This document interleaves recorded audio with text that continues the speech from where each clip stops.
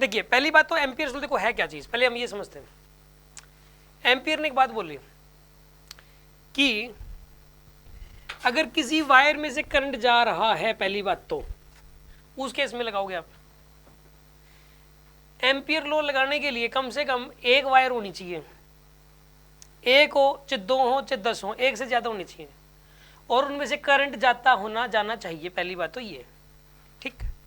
कम से कम कितनी wire? Wire है नहीं, यहाँ पे कोई वायर नहीं है। मैं कहूँ एम्पियर लॉ यहाँ पे लगा के दिखाऊं, पहले तो सामने वाला पूछेगा, मतलब सपोज मैं कहता हूँ ये मैग्नेटिक, और वायर भी स्ट्रेट वायर होनी चाहिए। वायर भी कैसी होनी चाहिए? Straight wire. ये मैग्नेटिक, एम्पियर लॉ लगाओ, ये तो कोई मतलब नहीं है। समझ आ गई बात आपको? करंट वायर कैसी होनी चाहिए? स्ट्रेट होनी चाहिए। पहली बात तो ये कंडीशन ये है एम्पियर लॉ लगाने के लिए, ठीक। अब सुनो, ये एक स्ट्रेट वायर है और कम से कम एक वायर होनी चाहिए। फिर वो क्या बोलता है, उसने क्या कहा, अगर हम यहां पे एक इमेजिनरी लूप मान लें, ये कोई कंडक्टिंग लूप नहीं है। क्या नहीं है? ये कंडक्टिंग कोई वायर नहीं है ये, आप इसको कहीं वायर मान के बैठ जाओ। आप क्या मान लिया इसने कि इमेजिनरी लाइन मान लिया, ऐसे मतलब अपने मन में जूम कर लिया, बस है यहाँ पे लाइन। मैंने कहा मानो यहाँ पर एक गुब्बारा है, जूम करो यहाँ पे गुब्बारा है, सोच लिया ना, लेकिन है थोड़ा ना, वही वैसे इमेजिनेशन है। यहाँ पे एक इमेजिनरी वायर है, एक इमेजिनरी लूप है, और इस इमेजिनरी लूप के ऊपर यहाँ पे मैग्नेटिक फील्ड चेक करो कितना है। वो मैग्नेटिक फील्ड यूनिफॉर्म मान लो डीएल लेंथ के दौरान, और अगली डीएल लेंथ के दौरान मैग्नेटिक फील्ड की वैल्यू अलग हो सकती है, अगली डीएल लेंथ के दौरान मैग्नेटिक फील्ड की वैल्यू अलग हो सकती है। अगर तो यहाँ पे उसने कहा इसका बी डॉट डीएल इंटीग्रल कर दो, सबको जोड़ दो। अब यहाँ का बी डीएल मल्टीप्लाई कर दो, यहाँ का बी और डीएल मल्टीप्लाई कर दो, यहाँ का बी और डीएल मल्टीप्लाई कर दो, यहाँ का बी और डीएल मल्टीप्लाई कर दो, सबको जोड़ दो, वो जुड़ेगा bye integration over a close loop. इस सर्कल का मतलब क्या है? Over a close loop. इसमें अगर हर जगह बी की वैल्यू सेम होती, हर जगह बी की वैल्यू क्या होती, तो बी इंटू 2πr कर देते सीधा ही। क्या कर देते सीधा? ये इंटीग्रेशन लिखने की जरूरत नहीं थी। फिर क्या करते हैं वैसे केस में? बी इंटू, लेकिन वो बी इंटू 2πr कर तभी सकते हैं जब हर जगह बी की वैल्यू क्या हो, और अगर बी यहाँ पे कुछ और, यहाँ पे कुछ और, यहाँ पे कुछ और, यहाँ पे कुछ और, तो इसका जो इंटीग्रेशन करेंगे इस लूप के ऊपर मैग्नेटिक फील्ड का, वो इस फॉर्मूला इसे ऐसे लिखना पड़ेगा फिर उसको, ठीक है ना। अगर मैं आपको ये बोल दूं कि एक इमेजिनरी लूप है, इसके ऊपर मैग्नेटिक फील्ड का इंटीग्रेट को जोड़ो, इस लूप के ऊपर, इस लूप के ऊपर मैग्नेटिक फील्ड का इंटीग्रेशन करो। आप मेरे से ये लिखो, कैसे लिखेंगे उसको? आप मेरे से ये पूछोगे कि सर मैग्नेटिक फील्ड यूनिफॉर्म है कि नॉन यूनिफॉर्म, मैं बोलूँगा यूनिफॉर्म है, तो आप ये लिख देना। मैं बोलूँ नॉन यूनिफॉर्म है तो ये लिख देना। यूनिफॉर्म में भी ऐसे लिखा जा सकता है, ठीक है ना, क्योंकि इसी को थोड़ा सोल्व करोगे, बी यूनिफॉर्म हो तो ये निकल के आ जाएगा। अच्छा अब सुनो, इसकी जो वैल्यू होगी बी डॉट डीएल इंटीग्रल की वैल्यू म्यू नॉट आई के बराबर होगी, और आई यहाँ पे आई राउंडेड है। आई क्या यहाँ पे? आई राउंडेड। अब उसने क्या कहा कि यहाँ पे कोई एक्सटर्नल मैग्नेटिक फील्ड तो है ही नहीं, यहाँ पे कोई एक्सटर्नल मैग्नेटिक फील्ड नहीं है, और सपोज होता भी तो हम नहीं लेते, ठीक है ना। इस करंट की वजह से प्रोड्यूस हुआ मैग्नेटिक फील्ड है ये जो बी है, ये किसकी वजह से प्रोड्यूस हुआ है? इस करंट की वजह से प्रोड्यूस हुआ मैग्नेटिक फील्ड है।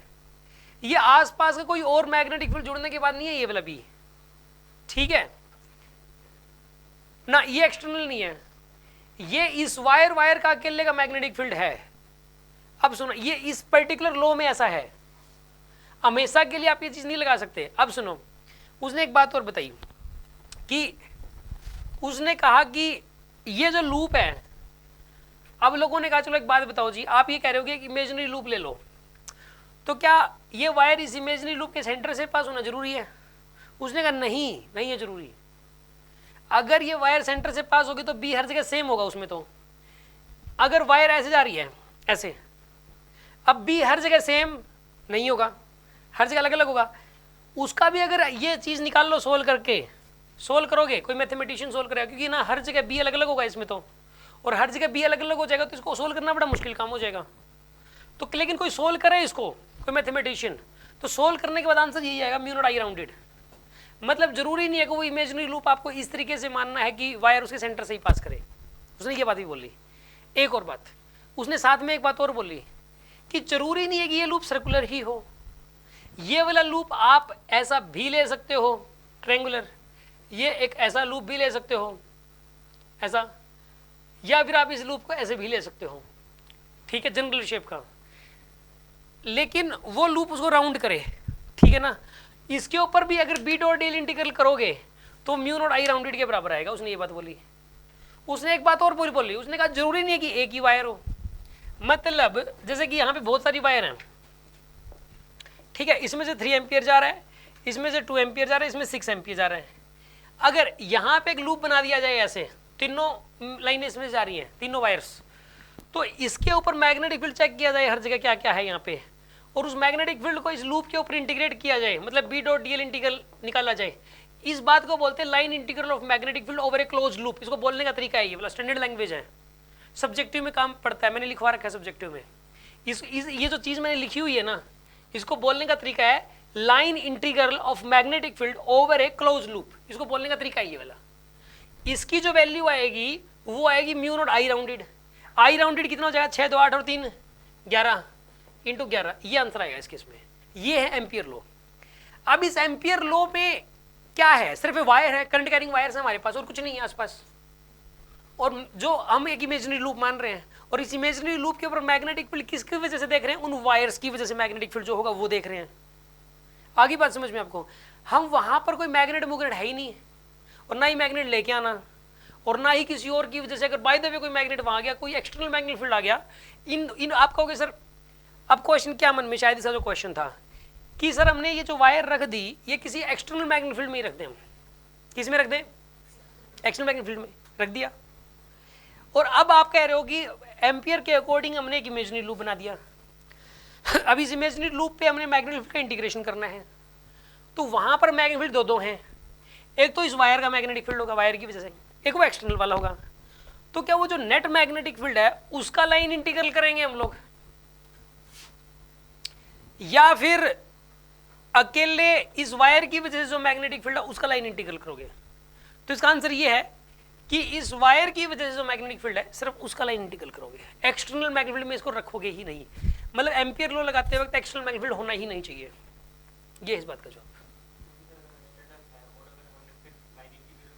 हाँ, एक्सटर्नल मैग्नेटिक फील्ड है अगर, और आप कह रहे हो कि लाइन इंटीग्रल नेट का कर दूं मैं, तो नेट का फिर वो म्यू नॉट आई राउंडेड के बराबर नहीं आएगा। अच्छा, अभी कह रहा है कि सर इससे ये इसको ये लग रहा है अब कि शायद हम नेट वाला ले लें तो भी ये लो वैलिड होगा, क्योंकि उसमें जो आई है वो आई भी चेंज हो जाएगा। आई कैसे चेंज हो जाएगा मुझे बताओ आप। अगर एक करंट कैरिंग वायर है, यहाँ मैं मैग्नेट ले आऊँ, तो वो मैग्नेट मतलब करंट तो तब चेंज होता है ना, पहली बात तो लूप होना चाहिए, क्या होना चाहिए, लूप, फिर उसमें से फ्लक्स चेंज होना चाहिए ना, तो यहाँ पे लूप है ना उसमें से फ्लक्स चेंज कर रहा है, ये तो एक सिंगल वायर है यार। तो एक सिंगल वायर को किसी मैग्नेटिक फील्ड में रखोगे, रखते रहो, उसमें थोड़ी इंड्यूस्ड ईएमएफ आएगा।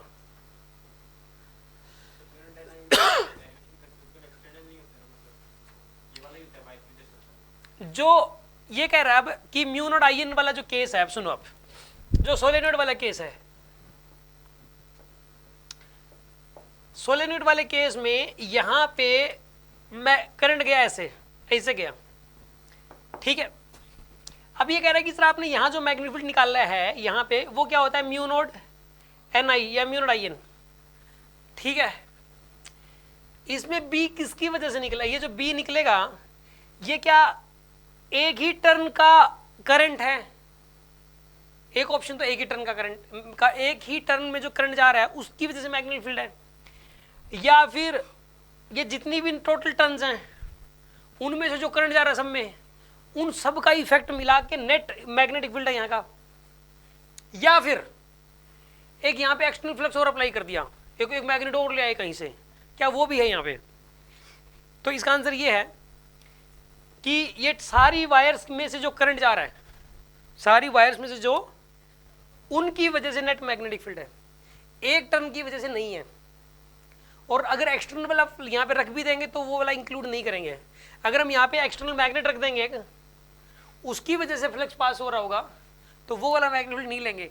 ये मैग्नेटिक फील्ड किसकी वजह से है? अगर ये 300 टर्न है तो इन 300 की 300 टर्न की वजह से किसी एक पर्टिकुलर पॉइंट पे जो मैग्नेटिक फील्ड होगा उसकी वैल्यू है ये वाली। एक टर्न में से पास होने वाले करंट की वजह से नहीं है, सभी की वजह से है। इसका जब आप डेरिवेशन करोगे तो इसके डेरिवेशन में भी यही चीज ली जाती है, ठीक है। अभी और कोई डाउट हो तो बताओ।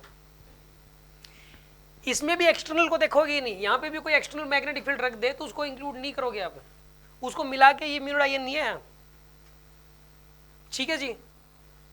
कोई डाउट तो पूछ सकते हो आप।